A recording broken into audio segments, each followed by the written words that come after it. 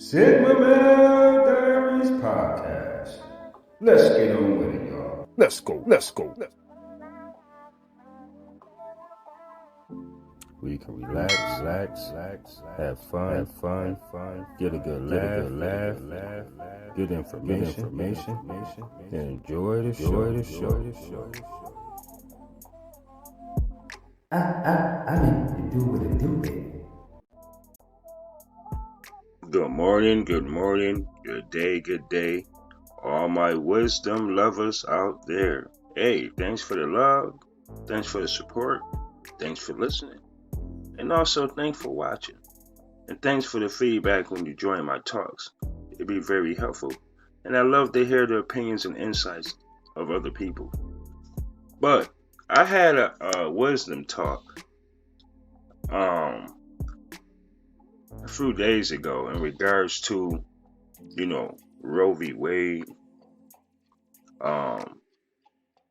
black men not being treated fairly, or how are black men protected, men in general, people of color, just men. I had a few little I would say benchmarks in regards to this whole Roe v. Wade being overturned. And as I said before, I'm not pro-life. I'm not pro-choice. Me in theory, just being rational, people should be allowed to do whatever they want to do with their bodies. Even if they wanted to chop off their own leg or arm or finger, something like that, they're entitled to do that.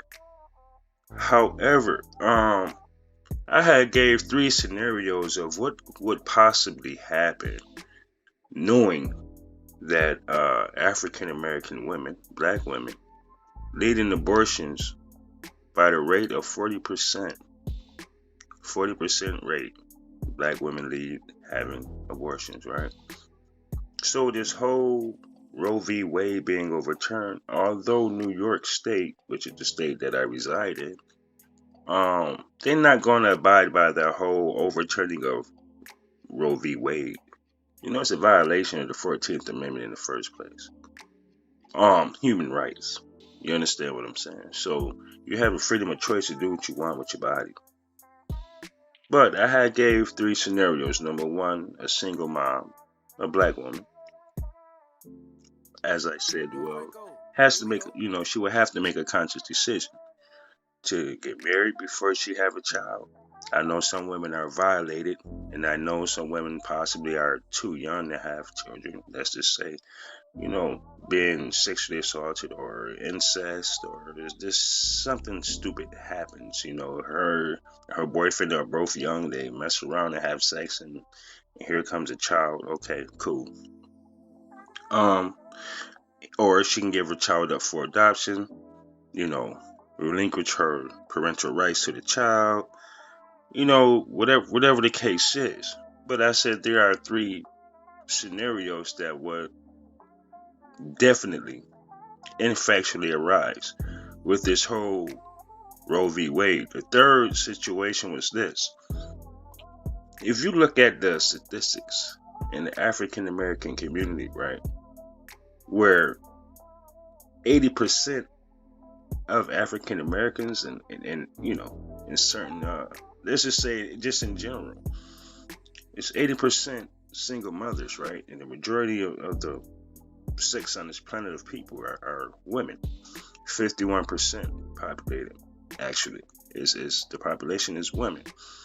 So when you look into the whole context of this whole thing with Roe v. Wade, who would you think that would necessarily impact, and unfortunately impact, right? Yes, black women.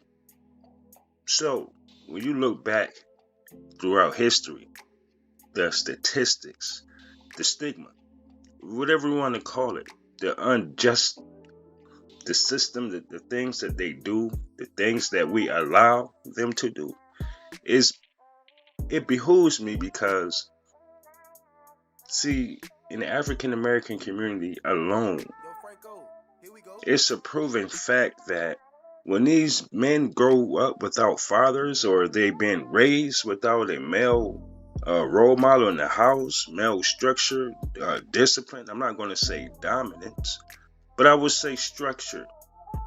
Number one, those children are most likely to end up going to prison for committing a crime, selling drugs. They say, they'll drop out of school.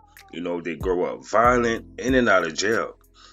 So when you think about the Roe v. Wade, think about what happened with the previous laws, the marijuana law. All right, they made that where marijuana is legal. They had to release a whole bunch of people. Yes, black people, people of color as well. Same thing they done with Obama with this drug reform. This whole crack law, because they were saying that for every gram of crack, there's 100 grams of powder. So if you got caught with 3 grams of crack, you're going down for over a quarter brick of powder. You understand what I'm saying? In cocaine, that's 300 grams. That's over a quarter of a key. Right? So what I'm saying is this. When you look at Roe v. Wade and they forcing these black women to say, hey, you're going to have this child. It's all women, but black women lead in abortions by 40% alone. This black women in their own group, 40%, they lead the abortions, leading in abortions. So if they say, hey, you know what, you're going to have this child, man, don't you know they have private prisons? Whether it belongs to the state, the public, whatever the case is, but if they released all these black men, all these people of color, men, right? And now the prisons are empty. They don't know what to do with them or anything, right? They're going to say, you know what? This is what we're going to do because it's proof. We've seen it. We make sure that this did happen. Throughout the history of time of being lynched, being discriminated against, falsely accused, just not, matter of fact, you know what? I got something I want you guys to listen to. And just so you know, this is of, yes, fair use. And it's not even anything pertaining to copyright infringement of any sort. However, this right here, this clipping I'm going to show you guys is from Indisputable with Dr. Rashad Richey. I'm not sure if some of you guys watch his YouTube channel. I think he have a podcast, but it's TYT. But this is what I want you guys to listen to. It's approximately 8 minutes. I will pause it, and I will ask you guys, ladies, hey, is there anything that you want to say? Do you agree with this, or do you think that Roe v. Wade is beneficial? Is it fair? Is it just, unjust, unfair? I mean, what is it really? Roe v. Wade being overturned. What is that really saying? Ladies and gentlemen, I'm about to let you listen to the show. Let's go. Get a life sentence for simple possession of marijuana. You'll say, no way. Yes, a man has a life sentence for 1.5 ounces of marijuana. Let's put up his picture. What state? Mississippi. A Mississippi man will now spend the rest of his life in prison for possessing 1.5 ounces of marijuana because of the state's strict sentencing law. Now, I'm going to break down where the sentencing law comes from and who it impacts.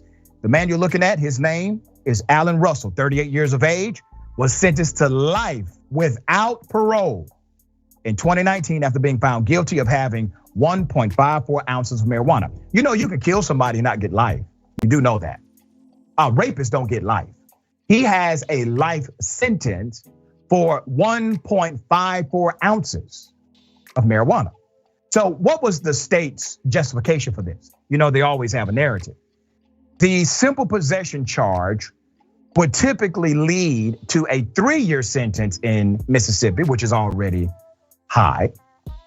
But prosecutors decided that's not good enough. They opted to enhance Mr. Russell's charges because he has a criminal record. So let's go through his criminal record in detail. Mr. Russell had been convicted of 2 separate charges. One time a house burglary and one charge of being a convicted felon in possession of a firearm. That's according to the reports. Under Mississippi statute, any person with 2 previous convictions, where at least one of those offenses is violent, can be sentenced to life in prison without parole if they are convicted of a 3rd felony. Okay, first of all, this is somebody's life and not baseball. So this is their version of 3 strikes and you're out. So let's look at how ridiculous this rule is. So if you have 2 felonies, right? One felony is a violent felony. And if you catch another felony, which can be non-violent, so you can have 2 non-violent and 1 violent felonies, and they can lock you up for the rest of your natural life and say goodbye, right? So that's the rule. That's the game they're playing right here.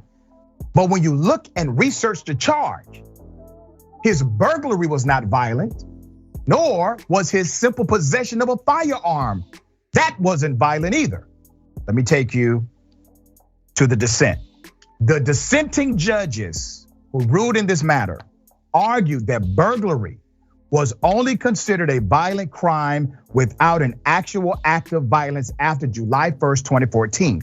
And there was no proof that Mr. Russell was violent during the burglary. Mr. Russell also participated in a state program that catered to what? Non-violent offenders for the burglary charge. Isn't that interesting? Non-violent. There's more. Here are the stats. This gives you insight as to why Mississippi has this law. Black men make up about 13% of the Mississippi population, okay? Out of that 13%, 75% of the people who are in prison on habitual sentences over 20 years are all black men. All right, see where this is going? Mr. Russell accused prosecutors of violating his 8th Amendment right to be free from cruel and unusual punishment. Remember, this is 1.54 ounces of marijuana. Mr. Russell and his attorneys argued that the US Supreme Court overturned Jerry Ham's conviction in his 1983 ruling of Solomon versus Ham. The South Dakota man received life in prison without parole for writing a bad check.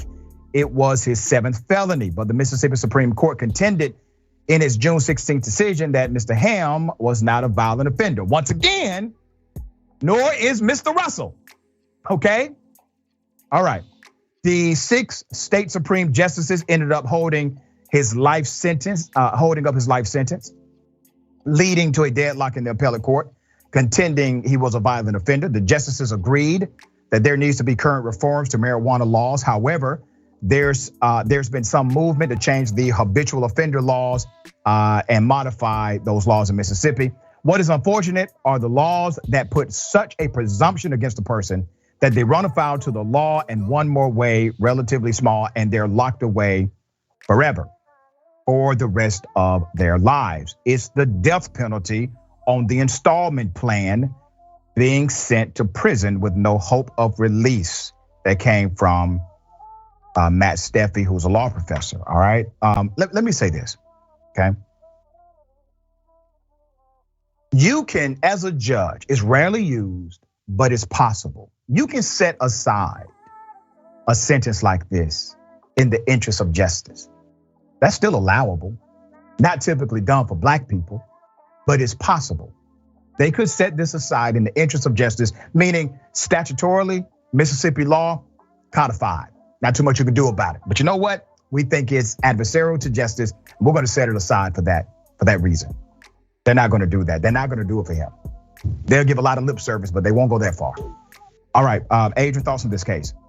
I think you're absolutely right. They will not go that far, even if that's what justice would require. Because unfortunately, we see with a lot of these states that it's the black male population that is imprisoned. Because even though we know that Mississippi is a smaller state, it still has the 2nd highest rate of incarceration across the nation. That's absolutely ridiculous. And the fact that, as you mentioned, black male inmates being such a smaller amount of the population at large, yet still being 57% of all inmates in Mississippi. It tells you that this is a business. for a lot of these institutions, whether it's private prisons or if it's local prisons as well, because they know they only have to pay the inmates, some $30 a day for their work, and yet they get to continue to exploit them. And this is also something, that's one of my soapboxes that I'm on, that we are gonna have to watch for increase in prison privatization as a result of this reversal in Roe, because there are going to be individuals who are looking to capitalize on all those lives that are going to be forced births and that they are not going to be able to be supported. And we also know that about 40%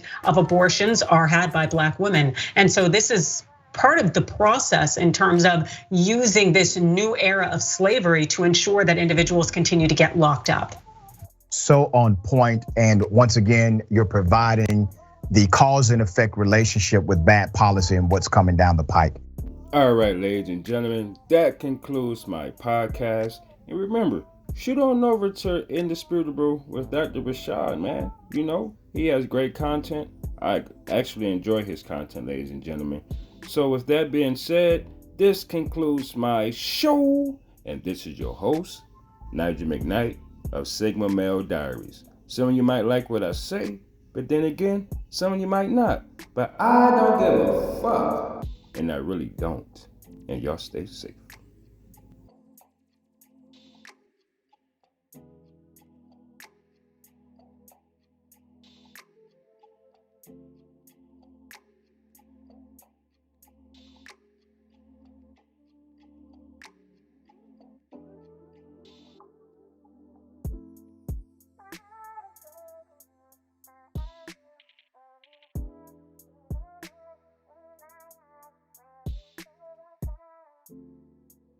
Yo, Franco, here we go.